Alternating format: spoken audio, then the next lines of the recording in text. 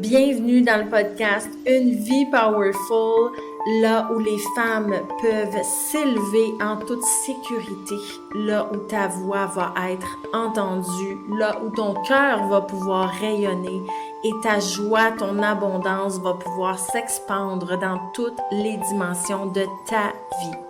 Je suis Annie Deschênes et je suis une passionnée du développement personnel, thérapeute depuis plusieurs années et dévouée à faire de cette humanité un monde où il fait bon vivre. Bonne écoute!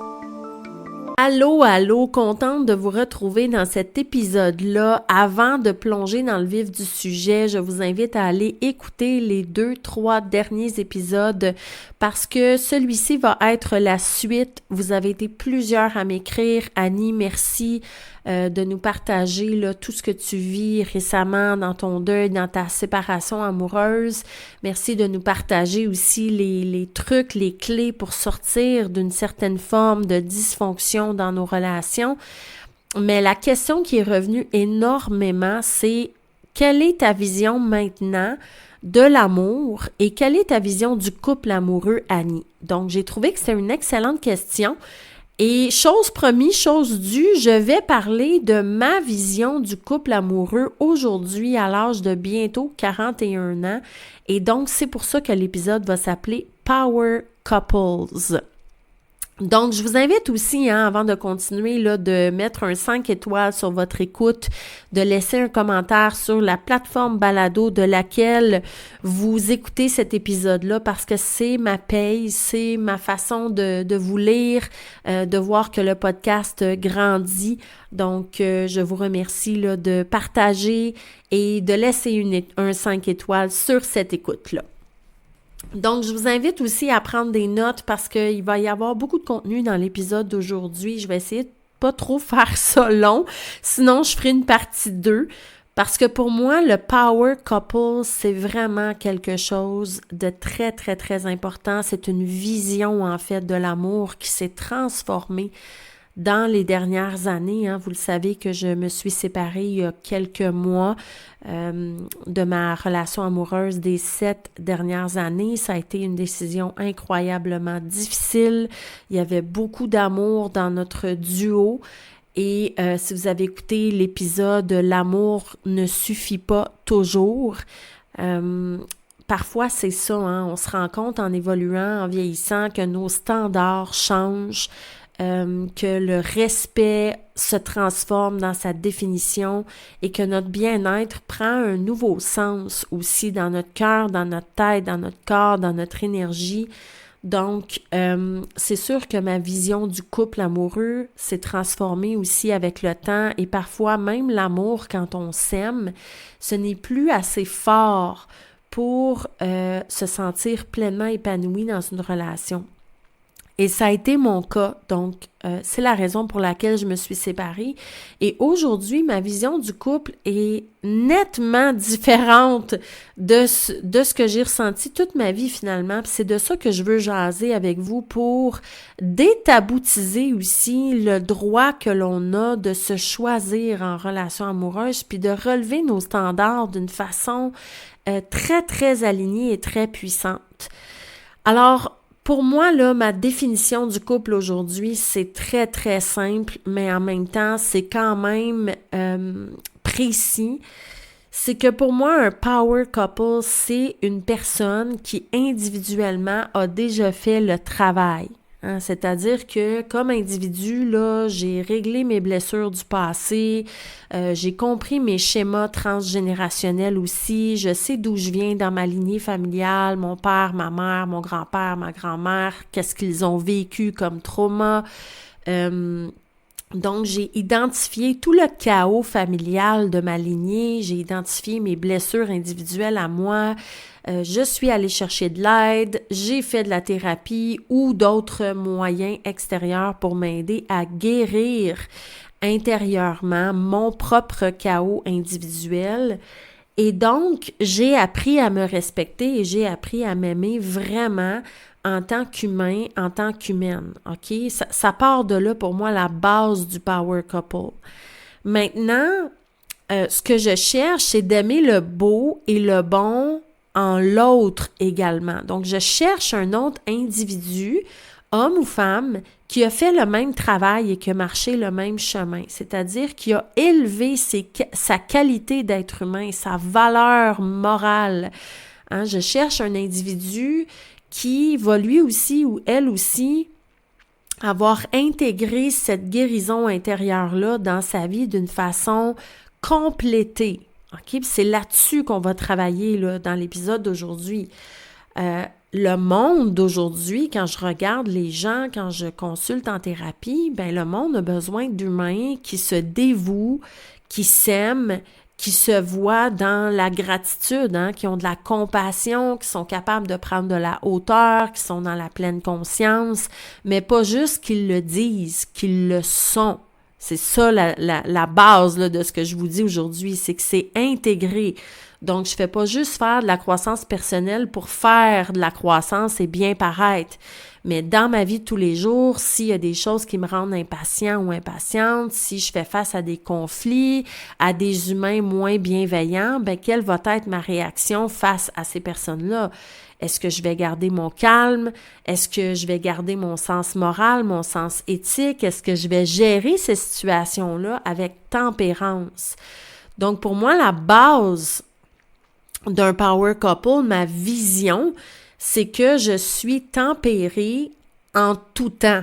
Et lorsque, une fois de temps en temps, je perds ma tempérance, ben je m'en rends compte, je m'en excuse, je reprends ma responsabilité assez rapidement et je reviens dans mon sens moral assez rapidement aussi. Donc, je suis consciente ou conscient en tant qu'individu que c'est ma responsabilité à moi de me gérer dans mes émotions négatives et de gérer mes blessures, mes difficultés en relation. Donc, j'arrête de rejeter la faute sur l'autre, j'arrête de chercher un coupable, j'arrête de blâmer tout ce qui bouge autour de moi, puis je retombe sur mes pieds assez rapidement pour me responsabiliser.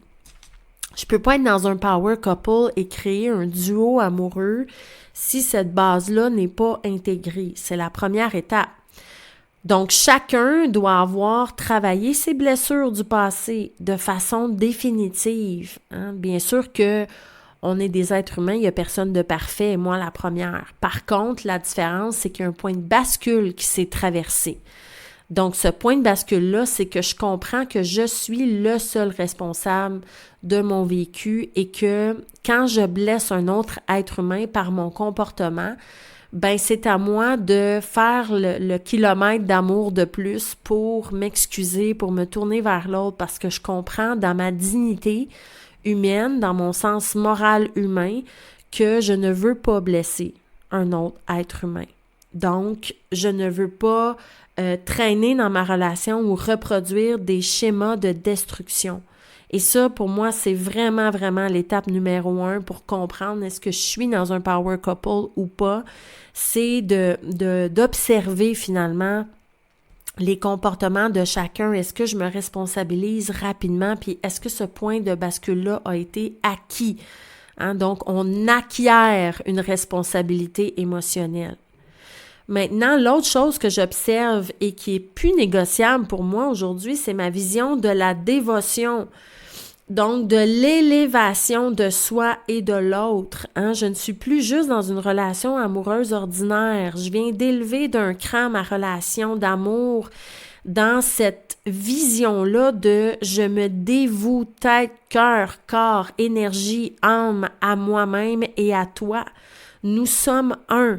Donc, c'est pas toi plus moi, on forme un couple, c'est toi et moi, là, on forme un. On est interreliés ensemble. Donc, on est à un autre niveau, là, ici. Ce que ça veut dire pour moi, ça veut dire que si toi t'as mal, ben moi, je vais avoir forcément mal. Si toi t'es malheureux, moi, je vais être malheureuse. Donc, je travaille à l'élévation individuelle de chacun et à l'élévation de nous deux. Je veux ton bien, je veux ta richesse, je veux ton expansion. Je veux que mon partenaire soit le plus heureux possible pour qu'ensemble, on s'élève chacun dans nos projets individuels et bien sûr dans des projets communs. Parce que ça prend des projets communs dans un power couple. Donc, voyez-vous, on est ailleurs dans ce standard de qualité-là. Là. Ça veut dire que je me dévoue devant Dieu et ça m'amène aux prochains points qui sont comme intrinsèquement reliés pour moi maintenant. C'est plus juste, on évolue ensemble puis on fait des activités ensemble, on fait du sport, on fait des activités, on a des amis communs. Ça, c'est la base pour moi. Mais là, je parle vraiment d'une élévation. Donc, j'ai la conscience que je ne dois plus jamais te blesser comme être humain. C'est ma responsabilité individuelle de me dévouer dans mon duo amoureux à ne plus jamais te blesser. Et si ça arrive, parce que je suis pas parfaite, ben, je vais faire tout ce qu'il faut pour qu'on s'élève ensemble vers la guérison. Ce qui m'amène à vous parler du troisième point qui, pour moi, là, a été un game changer vraiment dans mon cheminement personnel. Puis c'est clair maintenant, comme de l'eau de roche, que dans mon couple amoureux, dans ma prochaine et dernière relation, parce que, en fait, c'est un partenariat de vie qui m'intéresse, ce n'est pas une relation, on est aussi ailleurs, c'est l'engagement divin. Pour moi, un power couple, c'est vraiment un engagement soit envers l'autre, et nous envers Dieu, envers ma puissance supérieure. Parce que je crois que en me dévouant devant ma puissance supérieure, ben je sécurise ma relation. C'est un choix que je fais. Donc, la relation n'est plus un « peut-être que ça va marcher », peut-être qu'on va aller loin ensemble, peut-être qu'on va s'engager, mais peut-être que non plus. Non, on a les deux pieds comme au poker, on fait un all-in. C'est ça l'engagement divin. Donc, je fais le choix conscient de choisir le bon ou la bonne partenaire. Hein? Bien sûr, il faut faire un bon choix au départ. Ça, c'est notre responsabilité individuelle à bien cerner, identifier toutes les caractéristiques d'une personne qui est rendue là dans sa vie à créer un power couple. Et une fois que j'ai choisi le bon ou la bonne partenaire, ben ce n'est plus une option. La fuite n'est pas une option. Donc, la déresponsabilisation non plus. Le désengagement non plus. Donc, je fais un choix conscient, je m'engage avec responsabilité et avec maturité. Donc, l'engagement divin, là, c'est bien évident que je peux pas l'offrir si j'ai pas travaillé sur moi d'abord. Hein. Ça revient à ce que je vous disais tantôt. Donc, si je suis impatient, intolérant, que je me déresponsabilise, que j'ai des comportements qui blessent, mais que finalement, je responsabilise l'autre de mon comportement, bien, ça veut dire que j'ai pas la maturité qu'il faut. Je n'ai pas travaillé suffisamment ma responsabilité émotionnelle pour créer ce power couple-là. Et c'est pas méchant de dire ça, hein? C'est juste d'observer un fait. Moi, au niveau où je suis, à l'âge que je suis rendue aujourd'hui, c'est clair que, en tant que femme, je me responsabilise au quart de tour. Puis je le sais maintenant que je suis pas reposante pour quelqu'un qui a pas fait le travail. Ça va être gossant pour lui ou pour elle parce qu'il se sentira jamais à la hauteur.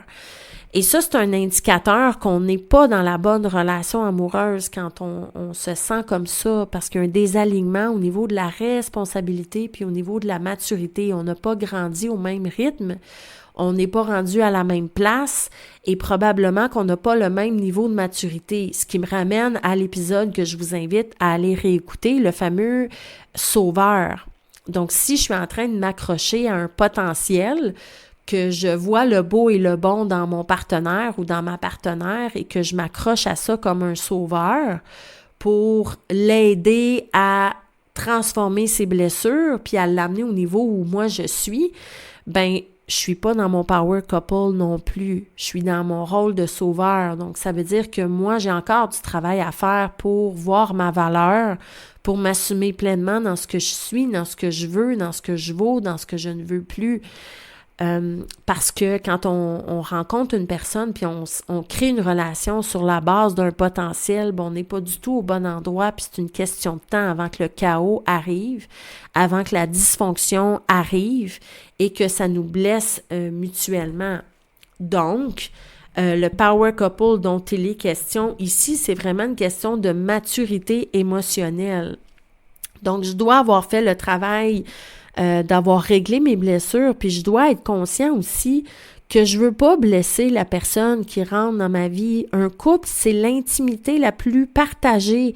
On est ensemble, c'est la relation dans laquelle on se dévoue le plus cognitivement, émotionnellement, énergétiquement. Ça devrait être notre safe space, ça devrait être notre refuge de paix, de sérénité, ça devrait être notre refuge d'élévation, ça devrait être beau, grand, incroyablement puissant. Donc, on n'a pas besoin d'un autre projet de construction là, dans notre relation amoureuse. Donc, si vous vous reconnaissez là-dedans, ben posez-vous les questions. Puis je rappelle que cet épisode-là, c'est vraiment le power couple. Donc, c'est une relation amoureuse qui, à mon sens, est divine, qui est à un autre niveau. Ce qui m'amène à vous parler du chemin de la trilogie. Hein, pour moi, le moi, le toi, le divin, ben on est un trio. On travaille ensemble. Donc, il y a toujours une espèce de manteau divin qui se dépose sur la relation, c'est-à-dire que tous les deux, on a une conscience spirituelle plus élevée, plus évoluée. Et donc, forcément, on sait et on s'engage et on se dévoue l'un et l'autre à comprendre que notre partenaire est tellement précieux qu'il est sacré. Donc, comprenez-vous, là, la vision du power couple dont il est question ici, on avance dans la même promesse de servir, d'aimer et de grandir. Fait qu'il n'est pas juste question de créer une relation amoureuse, c'est une question de comment je peux te servir, comment je peux être une meilleure conjointe ou un meilleur conjoint pour rendre ton bonheur plus agréable au quotidien, comment je peux te servir. Comment je peux me donner à toi pour que tu sois encore plus heureux ou heureuse avec moi? C'est cette question-là qu'on devrait se poser à tous les jours de notre vie, avec gratitude, avec compassion. On ne devrait pas avoir peur de trop donner dans une relation amoureuse. Ça aussi, c'est un signe qu'on n'est pas dans un power couple. Quand on se sent déséquilibré au niveau du donner et du recevoir. Hein. Si je te donne, ben il faut que je reçoive moi aussi en retour. Ça, c'est une blessure qui parle. Donc, pour moi, le power couple, on doit avoir dépassé cette blessure-là, chacun de notre côté. Et on est tous les deux vraiment bien ancrés dans cette notion-là de comment je peux te servir encore mieux aujourd'hui. Comment je peux t'aimer encore mieux aujourd'hui. Comment je peux te faire grandir encore mieux aujourd'hui. Donc, j'ai le goût, j'ai le désir de donner. Parce que j'incarne le fait, je sais fondamentalement, c'est un savoir que ma puissance supérieure va redonner éventuellement dans l'énergie du duo. Donc, ce n'est plus une question de blessure, de je te donne, je reçois. C'est une question de je donne le plus que je peux à chaque jour de ma vie pour mieux te servir. Et je sais fondamentalement dans mon cœur que l'énergie va circuler comme un 8 de l'infini. Alors, bien sûr que dans le monde dans lequel on vit aujourd'hui, on en voit de moins en moins des power couples comme ça, hein. Pourtant, ça existe. J'en vois, moi, des couples qui ont réussi à cheminer individuellement à ces niveaux-là, qui ont réussi à relever leur respect de soi, leur standard, leur amour de soi, à dépasser les blessures transgénérationnelles, leur schéma individuel, et qui sont prêts à rencontrer le ou la partenaire qui souhaite également s'investir et s'engager dans un power couple comme ça. Donc, il y a un grand respect des valeurs de chacun et de chacune. Il n'y a pas de manipulation. On cherche pas à avoir raison dans ce type de relation-là. Et surtout, la grande nuance entre un couple amoureux, je dirais ordinaire, entre guillemets, versus un power couple, pour moi, c'est vraiment que je sais fondamentalement, énergétiquement, que si je blesse la personne, ben c'est moi que je blesse au bout du compte. Donc, mon premier point de rencontre avec la personne, c'est que je vais toujours me dévouer à ne pas blesser la personne. C'est mon premier point de mire. Je veux pas la blesser parce que je veux qu'on s'élève ensemble. Je veux qu'on grandisse, je veux qu'on évolue, je veux qu'on soit heureux et j'ai la conscience très évoluée que si je blesse la personne que j'aime, ben au bout du compte, c'est à moi que je fais mal en faisant ça. Donc, il y a un grand respect, une grande sérénité, une grande paix dans ce type de duo-là. Donc, ces deux individus qui sont bien avec eux-mêmes, qui ont fait le travail sur eux-mêmes, qui ont une conscience morale et spirituelle très élevée, une notion de la responsabilité émotionnelle, une maturité de la gestion des émotions, du tempérament et du comportement très aiguisé et incarné. C'est ça le mot, incarné. Ils le font parce que ça fait partie de leur nature. Donc, il y a un désir d'évolution, un désir de croissance, un désir d'élévation mutuelle ici. C'est pas juste un qui rame plus que l'autre. On est dans le même bateau ensemble devant Dieu et on ne recule pas parce qu'on est all-in dans notre engagement. Il n'y a aucun doute sur l'engagement. On va faire tout ce qu'il faut pour s'engager à ce que ça réussisse. Donc, il n'y a pas de combat pour prouver notre valeur. La valeur est vue et elle continue de s'expandre. Donc, il y a une grande loyauté, une grande fidélité, une grande honnêteté, un grand respect, une grande ouverture, une grande maturité dans ce type de relation-là. Et j'ai un exemple qui me vient en tête. J'ai rencontré Sinirav, tu écoutes cet épisode-là. Merci d'avoir été dans le chemin de ma propre guérison aussi. Nirav est un Indien de l'Inde que j'ai eu la chance de côtoyer grâce à mon ami Carl. Et Nirav se marie à la fin du mois de novembre prochain avec sa douce et bien sûr ma curiosité a fait que je lui ai posé beaucoup de questions sur les mariages arrangés là-bas et ça a ouvert des belles discussions sur le power couple en fait parce que ce qu'il me disait c'est Annie, tu sais, premièrement, avant de se marier avec ma femme, ben il a fallu que je rencontre sa famille, que elle rencontre ma famille, s'assurer que mon père, ma mère, son père, sa mère s'entendent super bien, que la synergie familiale pour nos futurs enfants là soit bien assise sur une fondation solide, qu'il n'y ait pas de trauma familial, qu'il n'y ait pas de querelle, de conflit. Déjà au niveau de la lignée familiale, il vérifie ça. J'ai trouvé ça absolument fantastique, chose que rarement on fait ici dans notre culture québécoise ou canadienne, quoique les anglophones canadiens le font. Et ensuite, bien sûr, c'est une croyance propre à leur culture. Moi, c'est quelque chose que je fais aussi de mon côté pour avoir étudié l'astrologie védique avec ma mère il y a plusieurs années. Mais ils vont ensuite valider au niveau de leur chemin de vie astral, est-ce qu'il y a un match astrologique. Là, je parle pas de l'astrologie dans le journal, là, je parle vraiment de l'astrologie védique qui est incroyablement précise. Donc, on est capable de voir notre ascendant, nos planètes dans les 12 maisons, notre chemin de vie, où est-ce qu'on se situe, c'est quoi nos forces, c'est quoi nos difficultés. Donc, on est capable de prévoir à l'avance, est-ce que ce type de personnalité-là va être un bon fit pour nous, oui ou non?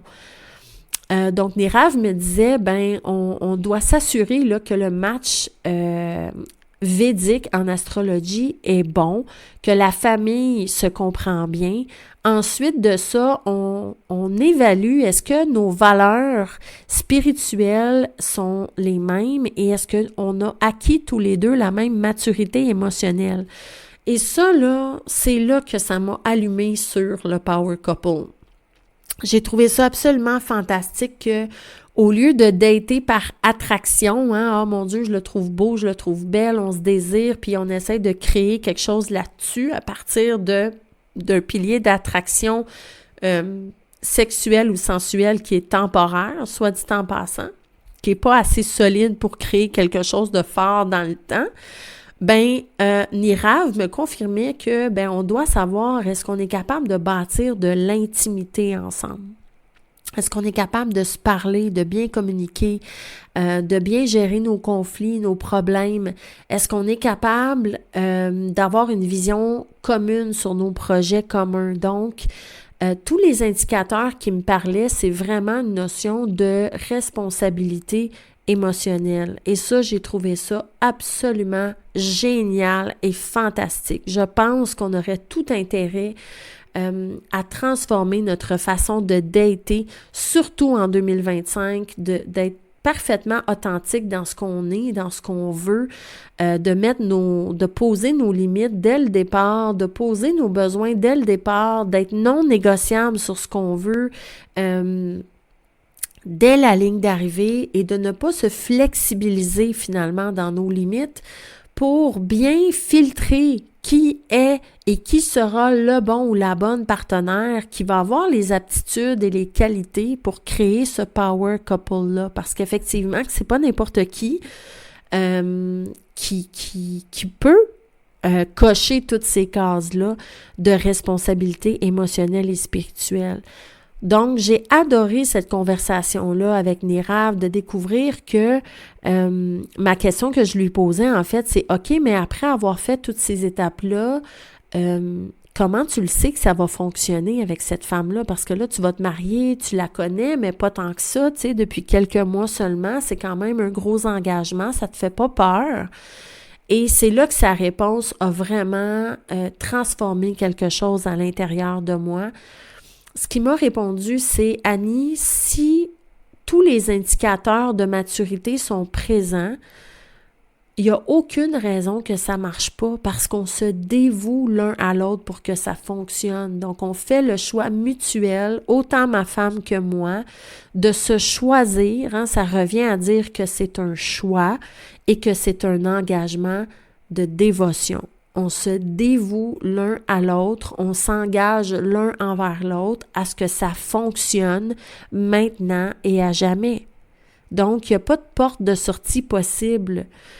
Et ce qu'il me disait, c'est pour ça que pour nous, c'est incroyablement important de faire le bon choix au point de départ. C'est tout là que la game se joue. Est-ce que je choisis la bonne personne? Et pour choisir la bonne personne, ça prend tous les critères que je vous ai nommés, que je vais vous résumer. Donc, ça prend une personne qui a fait le travail intérieur d'avoir nettoyé ses blessures individuelles. Ça prend une personne qui a travaillé son tempérament, donc qui est consciente de sa responsabilité à lui ou à elle, de ne pas perdre son tempérament, de ne pas culpabiliser l'autre ou de se déresponsabiliser dans la relation. Ça prend une personne aussi qui a travaillé ses schémas transgénérationnels. Donc, je connais mon hérédité, je sais d'où je viens dans ma lignée. Si, par exemple, il y a des problèmes d'alcoolisme, d'abandon, je le sais que moi aussi, je vais porter ça, puis je vais amener ça dans ma relation amoureuse. Donc, je dois aussi couper les liens familiaux et faire le travail que peut-être mes prédécesseurs ont refusé de faire. Ça prend quelqu'un, à un moment donné, qui coupe le cycle.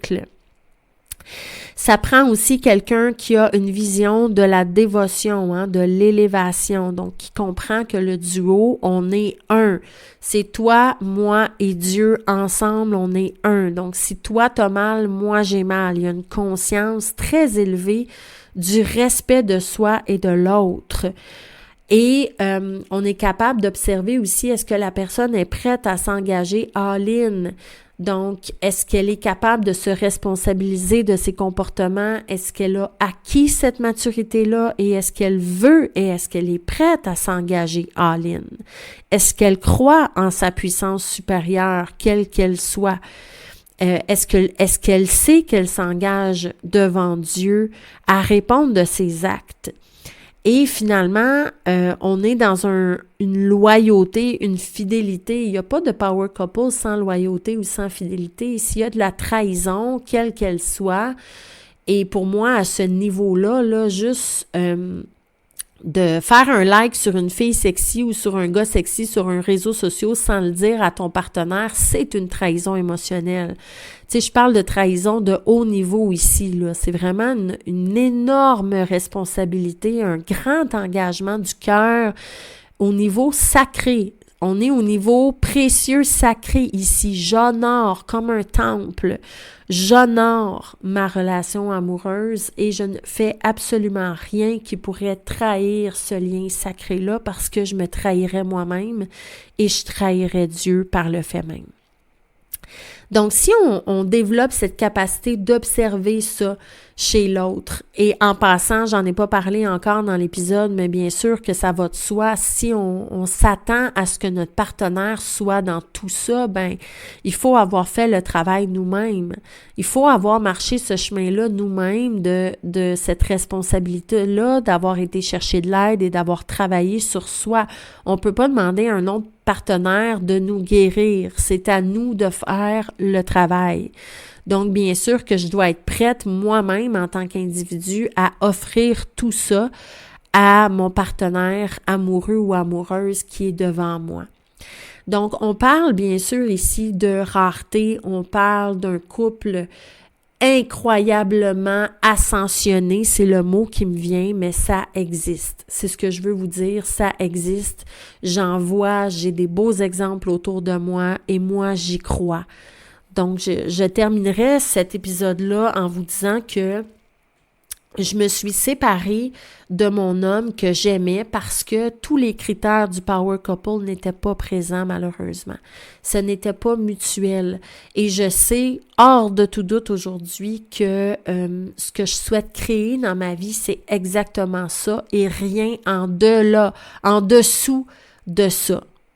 Et je suis prête et je me suis engagée envers moi et envers ma puissance supérieure à rester seule et bien dans ma vie avec moi-même jusqu'à temps que je choisisse la bonne personne qui va correspondre en tout point de façon non négociable à tous ces critères-là. Parce que je sais que je suis prête à offrir exactement tout ça à l'homme qui sera mon partenaire de vie pour le reste de ma vie. Je crois au mariage, je crois à la loyauté, je crois à la fidélité et je sais que je vais me marier un jour. J'en suis convaincue. Je sais que je suis rendue là dans ma vie. Donc, il n'y a pas de manque, il n'y a pas de vide, il n'y a pas de solitude. Il n'y a que la foi, l'amour, la dévotion qui est présente dans mon énergie actuellement. Je le sais que c'est une question de temps avant que cet homme-là magnifique se présente à moi et je sais que je serai aussi cette femme magnifique capable de lui offrir exactement cette qualité d'amour-là. Donc, si tu écoutes cet épisode-là et que tu n'es pas rendu là, ben sache que c'est tout à fait possible d'évoluer, de grandir, de se transformer. Si tu as besoin d'une consultation individuelle, ben tu peux toujours prendre rendez-vous dans le lien de mes bios sur les différents réseaux sociaux. Mon calendrier est toujours ouvert. Je peux vous référer aussi à d'autres collègues qui pourront vous aider à marcher ce chemin-là. Moi, ça m'a pris 3 relations amoureuses pour comprendre cette définition-là. Ça m'a pris du temps, beaucoup de thérapie pour en arriver à voir ma valeur. C'est pas un travail qui se fait du jour au lendemain, ça prend énormément de temps et ce n'est pas tout le monde non plus qui va réussir dans cette vie-ci à se rendre à ces niveaux-là et il faut accepter ça. Il faut accepter que je peux pas pousser un autre humain à changer, à se transformer, à se responsabiliser parce que ça devient du sauveur. Donc, je dois respecter le rythme d'évolution de chacun, chacune et lâcher prise s'il le faut pour continuer de marcher mon chemin d'élévation. Alors, j'espère que cet épisode-là vous a fait du bien dans le cœur. N'hésitez pas à le partager. N'oubliez pas de me laisser vos commentaires, de laisser un 5 étoiles et on se retrouve très, très bientôt dans un prochain épisode. Pour ne rien manquer des prochaines discussions, abonne-toi au podcast. Tu peux aussi me partager ta gratitude en cliquant sur le 5 étoiles ou en laissant un témoignage sur ton écoute. Tu peux aussi me rejoindre au www.anniedeschênes.ca. Merci d'avoir été des nôtres aujourd'hui et je te dis à bientôt, belle âme powerful!